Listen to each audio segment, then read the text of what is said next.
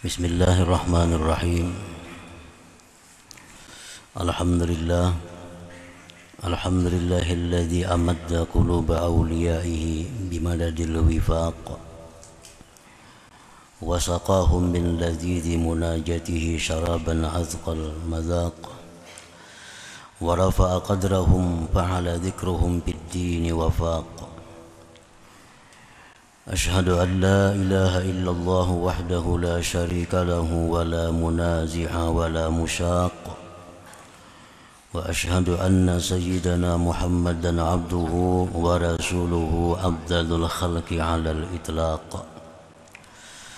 اللهم صل وسلم على سيدنا محمد أسبق الناس إلى الجهاد والإنفاق وعلى آله وصحبه وذريته وأتباعه إلى يوم الانشقاق. أما بعد.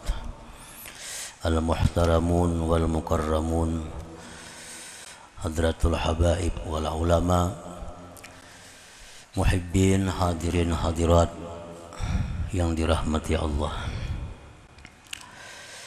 Pertama-tama kita panjatkan syukur yang setinggi-tingginya kehadirat Allah Subhanahu wa Ta'ala, yang mana pada malam ini Allah Subhanahu wa Ta'ala mengumpulkan kita di majlis yang penuh dengan berkah dan rahmatnya ini.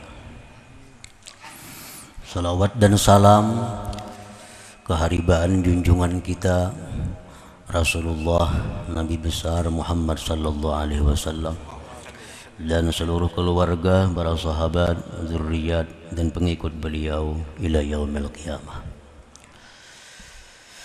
Para muhibbin rahimakumullah, al-hikmatul ashirah ba'dal mi'ah min al-hikamil ataiyah.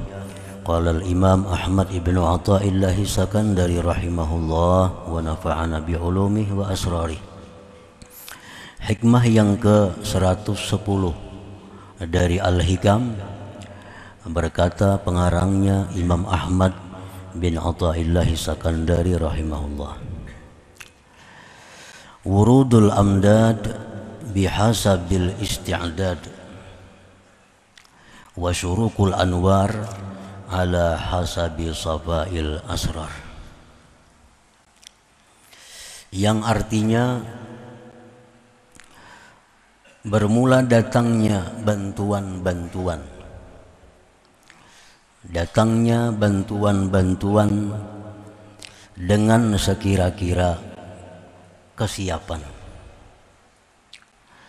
dan memancarnya cahaya-cahaya atas sekira-kira kebersihan hati. Itulah terjemahnya hikmah yang ke-110 ini. Wurudul amdad minallahi ta'ala ala abdihi, bermula datangnya bantuan anugerah dari Allah Ta'ala atas hambanya. Contohnya bantuan pemberian anugerah itu kal itmi'nan inda dzikrih, ketika adanya ketentraman hati ketika berzikir kepada Allah. Dalam Al-Quran disebutkan ala bizikrillah tatmainnul qulub. Ketahuilah bahwa dengan zikir kepada Allah maka hati menjadi tentram. Nah, ketentraman hati itu disebut adalah bantuan Allah, pemberian Allah.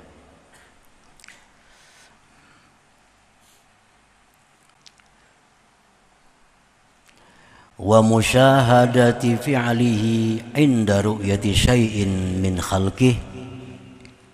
Contohnya lagi seperti menyaksikan hatinya perbuatan Allah ketika melihat sesuatu daripada makhluknya.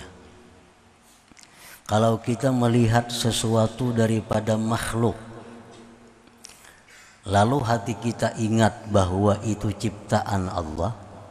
Nah, ingatnya hati bahwa itu ciptaan Allah adalah pemberian Allah kepada kita. Pemberian Allah kepada kita.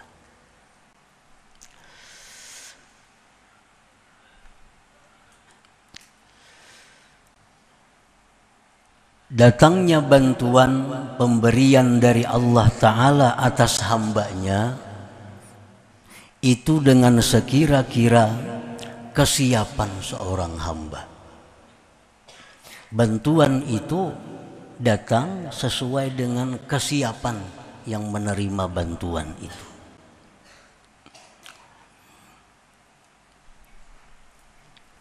Bagaimana kesiapan menerima bantuan itu? Bitakhliyati qalbihi wa tathhirihi anis sifatil mazmumah wa tahliyatihi bis sifatil mahmudah. Dengan membersihkan hati dari sifat-sifat yang tercela dan menghiasi hati dengan sifat terpuji. Nah, itu kesiapan hati. Apabila hati kita bersih dari sifat yang tercela, hati kita berisi, berpakaian, berhias dengan sifat mulia, maka bantuan Allah tadi akan datang kepada kita karena keadaan kita siap menerima bantuan Allah tadi. Walidzalika qil, oleh karena itu dikatakan, khalli qalbak anil awsafiz zamimah wa hallih bis sifatil hamidah namla'hu bil ma'rifati wal musyahadah. Bersihkanlah hatimu dari akhlak yang tercela, lalu hiasi hati dengan akhlak terpuji, niscaya kami penuhi hati kamu dengan ma'rifah dan musyahadah. Nah, para muhibbin rahimakumullah. Pakam min zakirin la yatma'in. Berapa banyak orang yang berzikir kepada Allah tapi tidak menerima, tidak merasakan ketenangan. Banyak orang yang berzikir tetapi zikirnya itu tidak mendatangkan ketentraman hati. Padahal Al-Quran menyatakan bahwa zikir itu menenteramkan hati. Tapi kenapa kita berzikir hati kada tentram? Nah, fakam min zakirin la yatma'in. Berapa banyak orang yang berzikir tapi kada bisa tentram. Mestinya sesulit apapun yang kita hadapi, kalau sudah hati kita berzikir, tentram. Semarah apapun kita terhadap seseorang, kalau sudah kita berzikir, mestinya tentram. Nah, kenapa kada tentram? Zikir sudah ribuan sehari, tapi kada membawa ketentraman. Bantuan Allah itu tidak datang. Madad ilahi tidak datang. Wa kam min zakirin la yusyahid. Berapa banyak orang yang berzikir tapi tidak bisa musyahadah. Ini sudah hari-hari berzikir la ilaha illallah, dalam hatinya tiada yang berbuat kecuali Allah. La ilaha illallah, tidak ada yang berbuat kecuali Allah. Tapi pada kenyataannya melihat kejadian-kejadian lupa kepada Allah. Melihat sesuatu lupa kepada Allah. Tapi bila waktu berzikir, la ilaha illallah, tiada yang berbuat kecuali Allah, tidak ada ciptaan kecuali ciptaan Allah. Nah, sudah melihat kenyataannya lupa kepada Allah.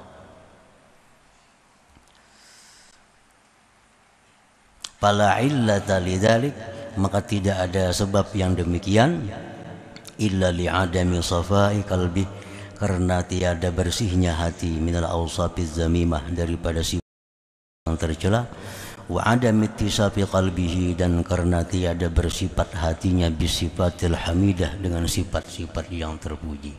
Itu sebabnya. Sekalinya itu sebabnya kenapa zikir itu kadang membawa ketentraman. Ternyata hati orang yang berzikir itu masih dipenuhi dengan sifat yang tercela. Nah, kenapa zikir yang dibaca sehari ribuan kali, tapi begitu keluar rumah sudah lupa kepada Allah? Ternyata hati orang berzikir itu masih dipenuhi dengan sifat-sifat yang tercela. Nah, sebagaimana halnya ketentraman waktu berzikir, bisa musyahadah waktu melihat sesuatu, khusyuk dalam salat itu termasuk madat ilahi. Khusyuk dalam sembahyang. Sembahyang bisa khusyuk. Nah, itu madat ilahi. Bagaimanapun kita belajar tentang pelajaran khusyuk dalam sembahyang, pelajari cara-cara khusyuk dalam sembahyang, tapi sembahyang enggak ada khusyuk. Padahal kalau memandirnya sudah ahli benar tuh. Memandirnya sudah ahli luar biasa. Cara khusyuk sembahyang ke ini, ke ini, ke ini, ke itu, ke itu, ke itu. Sembahyang enggak ada khusyuk. Karena khusyuk ini adalah madadun ilahi, ini pemberian Allah yang Allah berikan kepada orang yang siap untuk itu, yaitu orang yang hatinya bersih dari sifat yang tercela. Nah, para muhibbin rahimakumullah, seapa kita dapat khusyuk dalam sembahyang, nah seitulah kemampuan hati kita untuk menerima pemberian Allah itu. Masing-masing orang ini kada sama khusyuknya. Ada yang khusyuk sembahyang itu mungkin 1/10 dari 4 rakaat.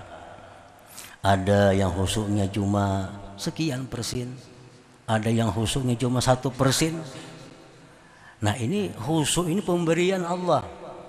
Allah berikan kepada orang yang siap menerimanya itu. Siapa yang siap itu? Orang-orang yang hatinya bersih daripada sifat-sifat yang tercela itu. Nah, para muhibbin rahimakumullah, wasifatul mazmumah al-mani'atu liwurudil amdad, bermula sifat-sifat yang tercela yang mencegah datangnya bantuan Allah tadi. Kal kibri, seperti sifat sombong. Nah, sifat sombong. Bagaimana sombong itu? Seperti merasa bahwa dirinya itu lebih takwa dari orang lain. Dirinya itu lebih mulia dari orang lain. Dirinya itu lebih bersih dari orang lain. Nah, bila ada hati kita perasaan seperti itu, maka itu namanya kibir. Dan ini mencegah datangnya bantuan Allah tadi kepada hati kita. Jadi jangan sekali-kali kita merasa bahwa diri kita ini lebih baik, lebih mulia dari siapapun, walaupun dari orang kafir. Walaupun dari orang kafir. Jangan merasa bahwa diri kita ini lebih baik, lebih mulia di sisi Allah. Kenapa sebabnya? Karena akhir kita hanya Allah yang tahu.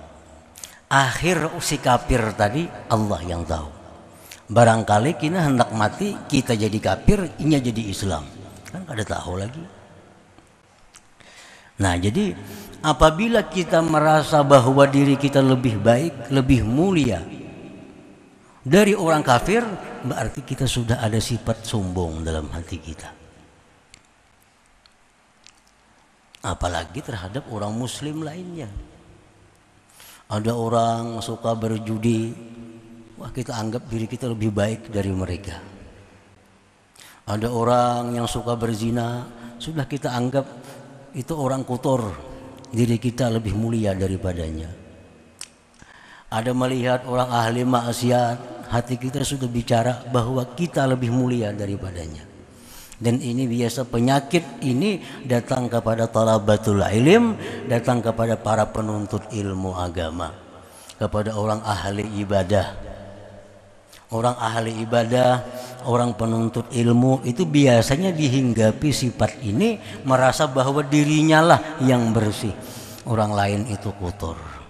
Nah, padahal itu sifat yang mencegah dia menerima bantuan madad dari Allah Subhanahu wa ta'ala. Jadi jangan ada lagi dalam diri kita bahwa kita ini lebih mulia dari orang lain. Jangan ada lagi dalam diri kita merasa bahwa kita ini lebih takwa dari orang lain. Karena ketakwaan itu hanya Allah yang tahu. Al-Quran mengatakan wallahu ya'lamu man ittaqa. Allah mengetahui dengan orang yang takwa. Kita kada tahu. Jangan ada dalam hati kita merasa bahwa kita lebih takwa walaupun dari penjudi. Jangan ada dalam hati kita merasa lebih takwa walaupun dari ahli zina. Karena barangkali dia hanya zina dosanya, sedangkan kita macam-macam dosa. Ada ria, ada sombong, ada dengki. Nah, kita kada tahu itu. Jangan ada lagi perasaan bahwa diri kita lebih mulia dari siapa juga pun. Nah, ini bila sudah demikian, kibir sombong itu hilang dari hati kita. Dan ini membuka untuk menerima madad ilahi, bantuan dari Allah tadi. Sehingga kita berzikir tentram hati. Kita membaca Quran tentram hati, sembahyang lebih khusyuk. Kita berzikir bisa musyahadah kepada Allah kalau sudah pencegahnya ini hilang dari hati kita.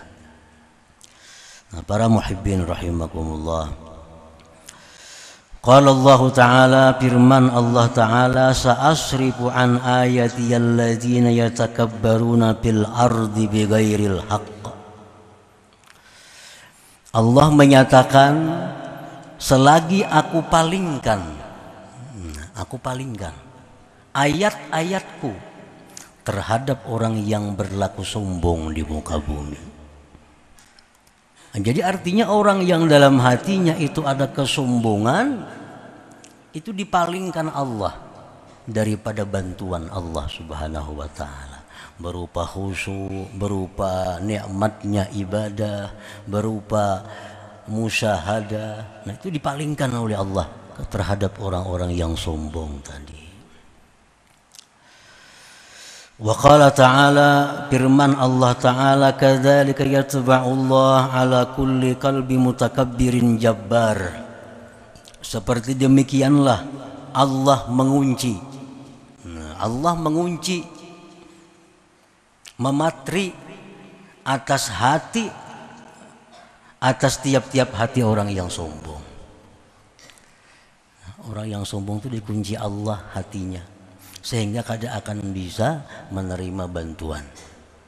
Ilmu bertambah, manfaatnya tetap kada dapat. Orang yang sombong, rajin nuntut ilmu, wawasan ilmunya bertambah. Dulunya kada tahu ini haram, tahu sekarang haram. Ini boleh, boleh. Ilmunya bertambah, tapi manfaat ilmu kada didapatnya. Karena hatinya dikunci oleh Allah Subhanahu wa ta'ala. Nah, tadi kadzalika yatba'ullah ala kulli qalbi mutakabbirin jabbar. Wa qala ta'ala, dan firman Allah, innahu la yuhibbul mustakbirin. Allah tidak cinta kepada orang yang sombong itu.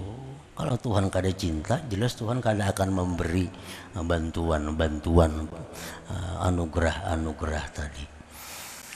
Nah, para muhibbin rahimakumullah, jadi satu contoh sifat yang tercela yang mencegah datangnya bantuan Allah kepada kita adalah kesombongan. Nah, jadi kenapa kita berzikir kada tentram, kenapa kita sembahyang kada bisa khusyuk, padahal berapa kali sudah ikut pelatihan salat khusyuk, kada mau khusyuk, bertambah kada khusyuk. Berapa banyak punya buku-buku tentang salat khusyuk, kada mau khusyuk. Karena khusyuk ini bukan perkara ilmu, Khusyuk ini perkara madadun ilahi. Ini bantuan Allah kepada hamba. Tergantung kesiapan kita menerima itu. Nah, jadi pertama kesombongan itu.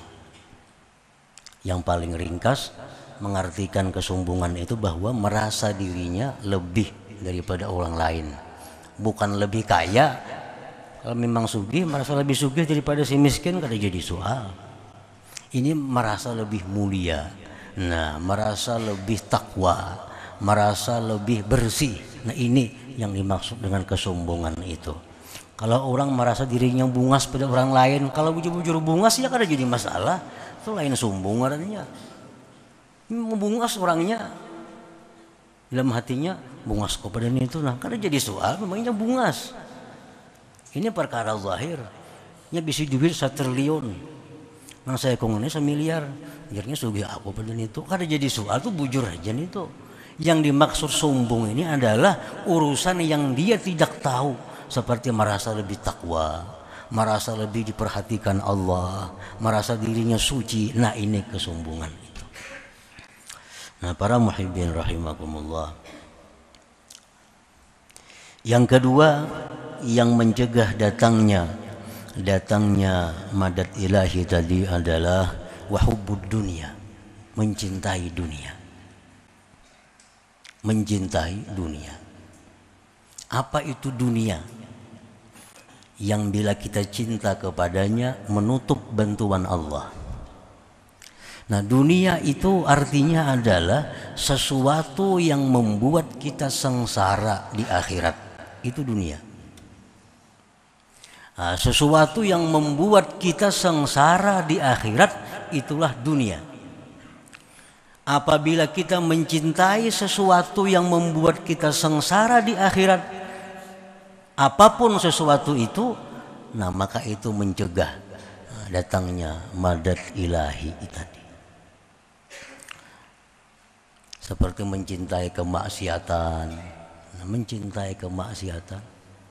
mencintai barang-barang yang membawa kepada kemaksiatan. Nah, ini dunia. Kalau mencintai sesuatu yang mendatangkan kebahagiaan di akhirat, itu bukan dunia. Bukan dunia.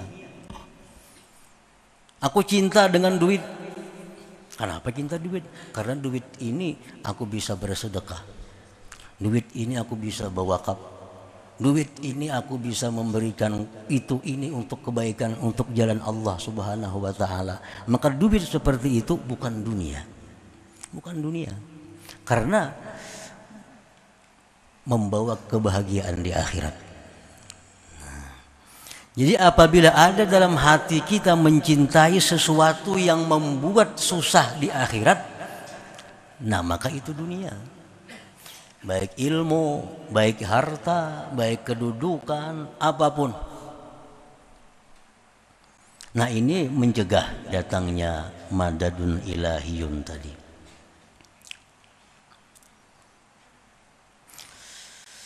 Rasulullah sallallahu alaihi wasallam bersabda, ad-dunya mal'unah.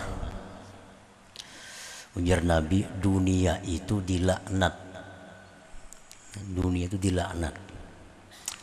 Artinya sesuatu yang membawa kesengsaraan di akhirat itu dilaknat Allah.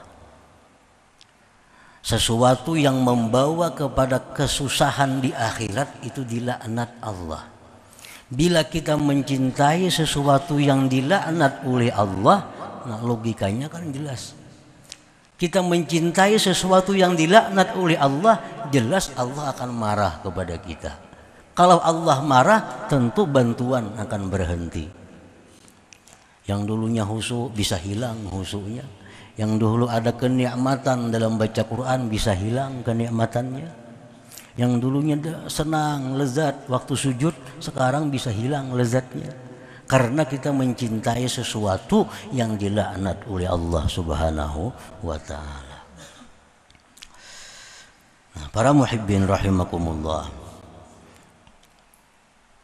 Di antaranya lagi sifat-sifat yang mencegah datangnya bantuan itu adalah al-hikdu.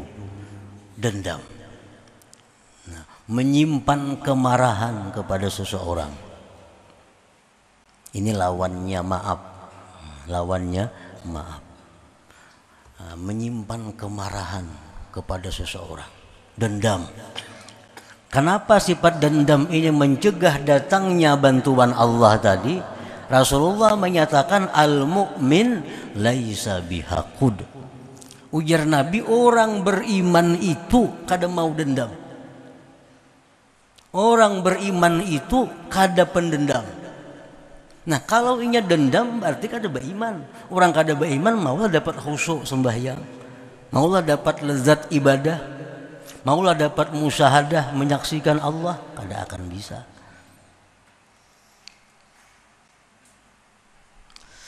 Nah, para muhibbin rahimakumullah, itu contoh tiga.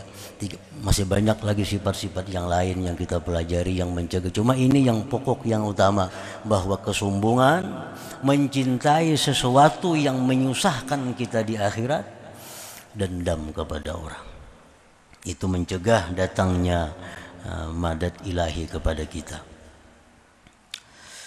Wa syuruqu anwaril aurat wal a'malis salihat ala safail qalbi minaz dzunub wal aqdar.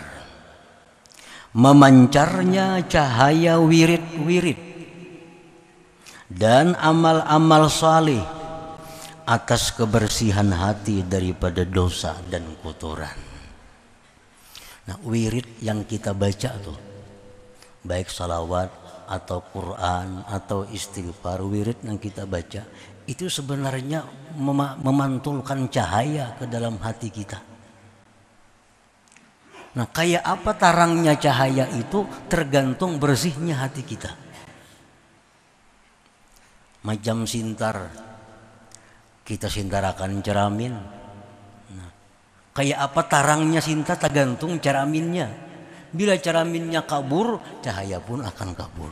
Kalau cerminnya mengkilat, cahayanya pun mengkilat. Nah, wirid yang kita baca itu sebenarnya mengeluarkan cahaya ke dalam hati kita. Amal-amal salih demikian. Dalam Quran disebutkan innas salah tanha anil fahsya wal munkar. Sembahyang itu memancarkan cahaya ke dalam hati. Dengan cahaya itu maka tertegah berbuat kejahatan. Nah, itu cahaya sembahyang. Jadi sembahyang itu mengeluarkan cahaya sebenarnya yang menyinari hati. Nah, bila hati kita ini bersih, hati kita menerima cahaya itu, maka cahaya itu bisa mencegah anggota kita daripada berbuat kemungkaran. Allah mengatakan innas shalah tanha anil fahsya wal munkar. Sembahyang mencegah kemungkaran. Nah, kalau orang sembahyangnya rajin, maksiatnya rajin, berarti cahaya sembahyang ini kada tembus ke dalam hatinya. Kada tembus. Andai kata cahaya itu bersinar ke dalam hati, maka pasti orang ini akan jauh dari kemungkaran. Nah, jadi memancarnya cahaya wirid, cahaya amal-amal salih itu tergantung kepada kebersihan hati kita masing-masing. Makin bersih hati kita, maka makin banyak menyerap cahaya zikir dan cahaya amal salih tadi. Nah, para muhibbin rahimakumullah. Nah, selanjutnya hikmah yang ke-111. Mudah-mudahan Allah Subhanahu wa taala memberikan kita kemudahan, memberikan taufik hidayah agar bisa mengamalkan ilmu yang diberikannya. Ila hadratin Nabi sallallahu alaihi wasallam. Al-Fatihah. A'udzu minasyaitonir rajim. Bismillahirrahmanirrahim. Iyyaka na'budu wa iyyaka nasta'in.